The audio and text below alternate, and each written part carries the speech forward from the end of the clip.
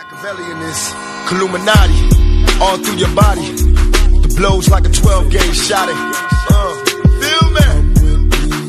And God said He should send His one begotten Son to lead the wild into the ways. Follow me. Yo les postos, c'est Sacha, bienvenue dans cette nouvelle vidéo. Sandro Tonali préparait déjà son arrivée au Paris Saint-Germain. Tonali s'est renseigné sur le niveau de la Ligue 1. Bien refroidi par Thomas Tuchel la semaine dernière, l'idée d'un recrutement hivernal d'un milieu de terrain au PSG n'est pourtant pas encore à oublier. Leonardo étudie toujours cette piste. Pisté par le Brésilien, Sandro Tonali aurait même commencé à se renseigner sur la Ligue 1.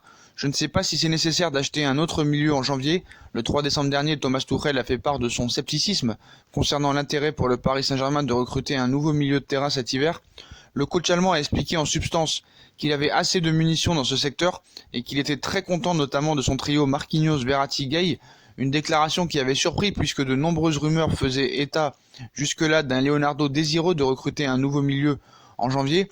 Même si son profil restait flou, on parlait d'un milieu créatif. Annoncé dans le viseur du Paris Saint-Germain depuis l'été dernier, l'Italien de Brescia, Sandro Tonali, fait notamment partie des joueurs courtisés pour janvier. Et on confirme que cette piste déjà explorée l'été dernier par Leonardo est active, bien que certaine. Le directeur sportif brésilien serait en tout cas toujours en contact avec le jeune international italien de 19 ans. On ajoute aussi même que Tonali a commencé à sonder son réseau sur le niveau du championnat de France et ses caractéristiques.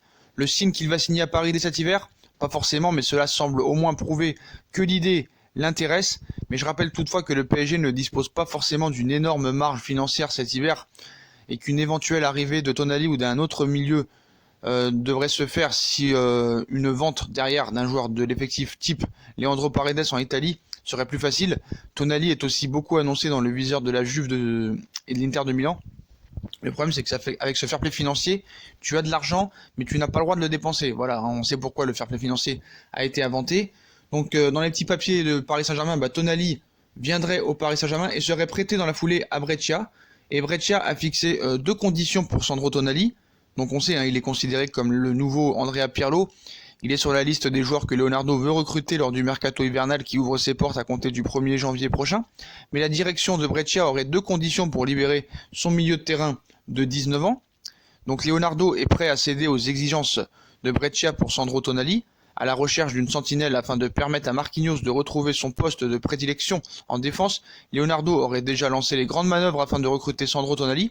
Après plusieurs mois de résistance, les dirigeants de Brescia auraient finalement compris qu'ils ne pouvaient pas retenir forcément le jeune international italien.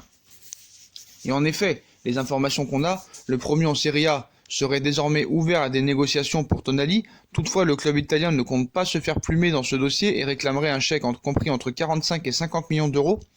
Et toujours selon nos informations, Brescia n'écarterait pas aussi la possibilité de se faire prêter le jeune homme jusqu'en fin de saison.